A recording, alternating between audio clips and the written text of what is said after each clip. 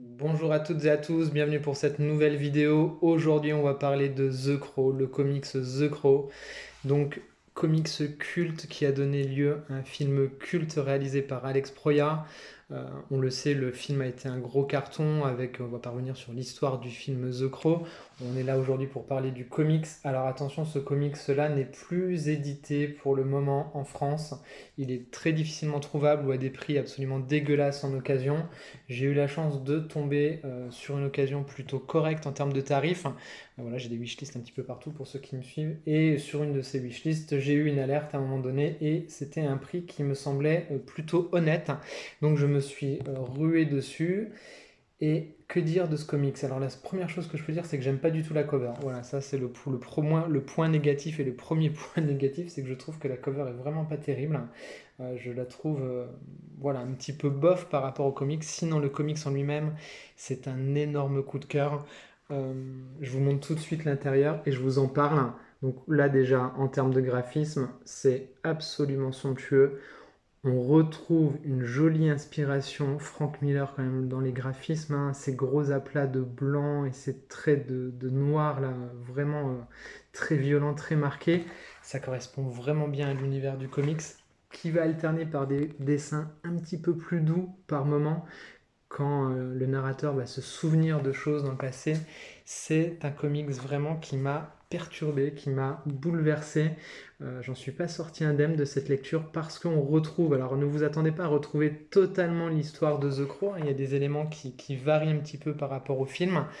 Moi j'ai eu de la chance, le film j'avais pas vu depuis longtemps donc ça m'a permis d'avoir un regard pas trop biaisé par le film, même si je l'ai bien en tête, hein. Ma vision est un peu lointaine, donc du coup j'ai pu entrer dans le comics de façon assez simple. Et je dois dire que c'est bouleversant. On retrouve toute la poésie du film en bien plus forte encore. Vous avez des moments comme ça, vous avez des morceaux de poèmes qui sont intégrés. On retrouve toute cette noirceur, toute cette dureté de l'univers du film, et j'ai envie de dire encore décuplé dans le comics. On retrouve vraiment cette violence et ce besoin, cet exutoire qu'a été The Crow pour l'auteur.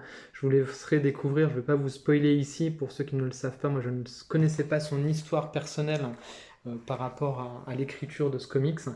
C'est sublime. Franchement, c'est absolument superbe. C'est une lecture qui est pour public averti parce qu'elle est assez difficile, hein, je dois dire. Ça remue bien les tripes. C'est gothique à souhait, c'est romantique à souhait. Euh, c'est vraiment, vraiment d'une pure beauté. C'est sublime. Je vous en montre beaucoup de pages, comme il est plus beaucoup, comme il n'est pas édité, qu'il est difficilement trouvable, que vous puissiez apprécier un petit peu la beauté graphique et voir si vraiment vous voulez passer le pas d'y aller. Sachez voilà, que c'est une lecture qui est bouleversante, vraiment, vraiment bouleversante, très difficile. Alors les rapports par exemple avec la jeune fille dans le film ou le flic également sont notifiés dans le comics. On retrouve cette histoire-là. Par contre c'est moins présent, c'est un petit peu moins sur cette dramaturgie-là. C'est vrai que dans le film ça permet d'avoir des espèces d'échappatoires comme ça, des espèces de petites bouffées d'oxygène qu'on a un petit peu moins hein, dans le comics, où vraiment on est sur une ligne tendue tout le long. Vraiment on est sur ce point de rupture, hein. On sent que l'auteur voilà, retranscrit vraiment ces émotions qu'il était à fleur de peau quand il a travaillé cette œuvre-là, parce qu'on peut vraiment parler d'une œuvre. Et clairement, pour le coup, je comprends le succès du comics, le fait qu'il soit aussi culte.